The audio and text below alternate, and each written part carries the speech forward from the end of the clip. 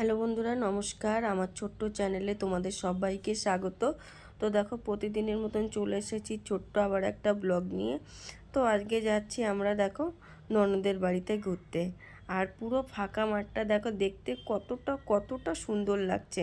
আর গ্রাম বাংলার ভিউ তোমাদের কেমন লাগে অবশ্যই কমেন্টে জানিও।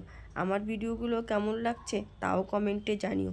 ফাইনালি চলে এসেছি, দেখো, আমাদের গাইঘাটা বাজারে। গাইঘাট। আর এই যে সন্দেশটা দেখছো, এই সন্দেশটা কিন্তু আমার খুব প্রিয় একটা খাবার।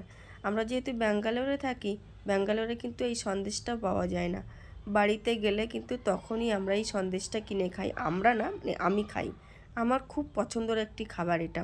আর এই সন্দেশ তোমাদের কার কার ভালো লাগে অবশ্যই করে কিন্তু কমেন্টে জানিও। তো শুভমকে একটু দিচ্ছিলাম, প্রথমে না বললো, তাই আমি বললাম খেয়ে দেখ। তখন কিন্তু সবাই তোমাদের দাদাভাইকেও একটু দিলাম, পিতিকাকেও একটু দিলাম।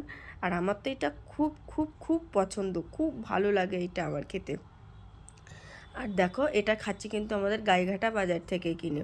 আর যা খেতে যায়, যা অসাধারণ লাগছে না, মানে গালে দিলে একদম মিশে যায় আর কি। তো তোমরা যদি খেতে চাও আমার কাছে চলে এসো, আমি তোমাদের দেবো। আর দেখো, ফাইনালি চলে এসেছি ননদের বাড়িতে। দেখো, ননদের বাড়িতে এসে দেখি করমচা গাছে কত করমচা ধরেছে। এটা মানে বিয়ের আগে খুব খেতাম, এখন আর ব্যাঙ্গালোরে যেহেতু থাকা হয়, ব্যাঙ্গালোরে তো এগুলো পাওয়া যায় না। আর এগুলো পাকলে কিন্তু দারুণ লাগে খেতে। তোমরা খেয়েছো কি না, করমচা চেনো কি না অবশ্যই করে কিন্তু কমেন্টে জানিও। দেখো, তোমাদের দাদাভাই কতটা খুশি দিদির বাড়িতে এসে।